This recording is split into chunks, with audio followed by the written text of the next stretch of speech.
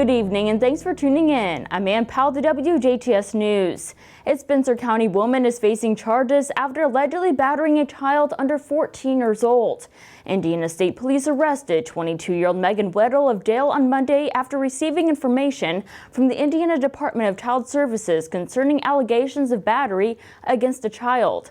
The investigation revealed that Weddle allegedly battered a child under 14 years old in Spencer County. Weddle was booked into the Spencer County Jail for felony charges of neglect of a dependent resulting in bodily injury and domestic battery on a person less than 14 years old. A Halloween party resulted in the arrest of a Birdseye man on several charges, including 2 felonies. 24-year-old Trenton Harlan was arrested on Sunday and is charged with battery resulting in moderate bodily injury and intimidation, both felonies, and on misdemeanor counts of battery resulting in bodily injury, public intoxication, and disorderly conduct. According to the probable cause affidavit, Du Bois County Sheriff deputies and Indiana State Police troopers were dispatched to a Birdseye residence regarding a fight. The male, later identified as Harlan, was seated in a car and attempted to leave. Officers say the man appeared to be disheveled, was slurring his speech, and smelled of alcohol. Several people attending the party told police they saw Harlan flip a table and attack a man whom he was talking to. 2 people also told police that Harlan jumped into his car, drove towards party goers, threatening to run them over. The victim said Harlan had been sitting at a table drinking with a man when they got into a disagreement. Harlan then flipped the table and began hitting the man. The victim's wife showed officers bruises on her wrists and said she received them when Harlan grabbed her after attacking her husband. A portable breath test revealed that Harlan had a BAC of .172, which is over double the legal limit of .08. Harlan was arrested and remained incarcerated over the weekend. At his initial hearing on Monday, Harlan was ordered released without having to post a monetary bond by Judge Nathan Verkamp and was placed on pretrial monitoring to wait a trial. A pretrial conference in this case has been set for November 30th. Hoosier children as young as 5 years old can now start getting the Pfizer COVID-19 vaccine as soon as this week. The vaccine is a third of the amount given to teens and adults and is now available to protect over 610,000 young Hoosiers against COVID-19.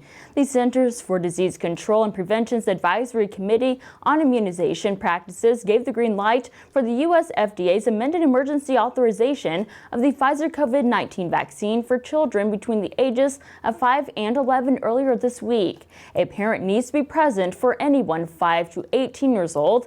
If that is not an option, you must complete the consent for COVID-19 vaccination form, which is posted on our website, WJTS.tv. A copy of a parent's ID and insurance card must be included. To schedule a pediatric appointment, visit rshot.in.gov or call 211. The Du Bois County Health Department drive-through clinic is only for those 12 and older. No pediatric vaccine clinic for 5 to 11-year-olds will be available at this Saturday's COVID-19 booster clinic held on November 6 from 8 a.m. to 12 noon. 3 local artists have been selected to travel to Pfaffenweiler, Germany to represent Jasper. Jay Hamlin, Curtis Jubilor, and Monty Lee Young will be traveling to Pfaffenweiler from November 13th to December 1st to demonstrate, produce, and sell their artworks at various locations around Pfaffenweiler and at the traditional open-air Pfaffenweiler Christmas Market on November 27th. The artists from Jasper will be hosted by local families in Pfaffenweiler during their stay. One artist from Pfaffenweiler will also be traveling to Jasper during the week of November 21st to December 9th. Pfaffenweiler artisan Nicholas Samuel will be traveling to Jasper to showcase and share his talent of using concrete materials to craft candle holders, stands, and other various art pieces. The guests from Pfaffenweiler will be hosted by local families in Jasper during their stay. Plans are also being made for demonstrations by Nicholas Samuel at the Tim Clark Cultural Center, as well as a production of his artworks to be sold during O Tannenbaum Days in Jasper between December 2nd and December 5th. Full event details and dates of programs to showcase his talents will be shared by the City of Jasper and Jasper Community Arts Commission in the coming weeks. More information about this is all posted on our website, WJTS.tv. Financial help is now available for businesses wanting to improve how their building looks. The Heart of Jasper opened the application process for round 2 of their facade grant program this week.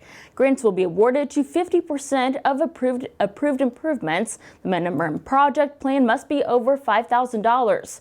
The maximum match will be $10,000.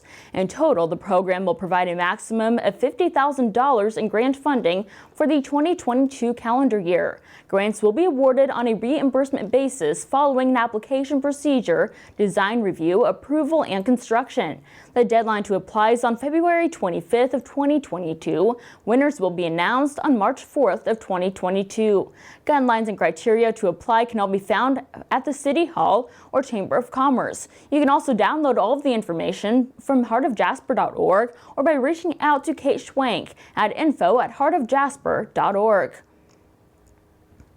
218 Indiana cities, towns, and counties received a combined $101.9 million in state matching funds for local road projects through the Community Crossings grants. Communities in southwestern Indiana receiving funding include Bicknell, Dale, Ferdinand, Grandview, Mitchell, Odin, Orleans, Troy, Winslow, and the counties of Davies, Du Bois, Martin, Orange, Perry, and Warwick. The Community Crossings Initiative has provided over $1 billion in state matching funds for local construction projects since 2016.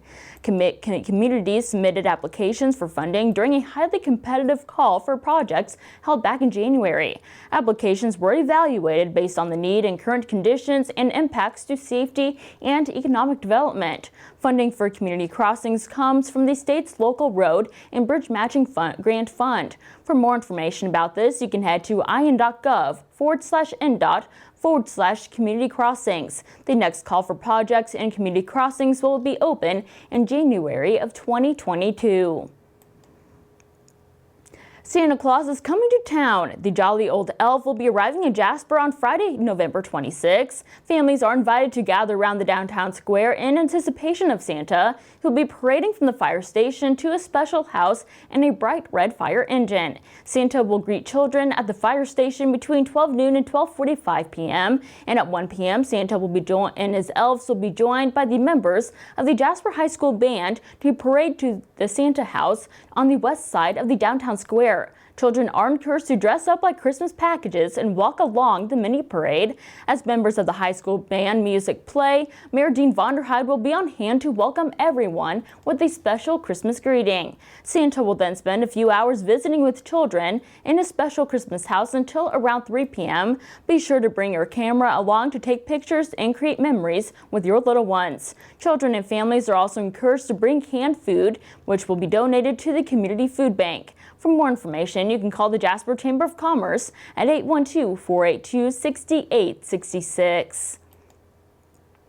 Residents who drop off branches in the Limb Yard in Huntingburg will need to alter their schedule. The City of Huntingburg Limb Yard winter hours are now in effect. The Limb Yard is now open from 7 a.m. to 5 p.m. until March 31st due to a shorter daylight hours. For more information about this, you can call the Huntingburg Street Department at 812-683-4122.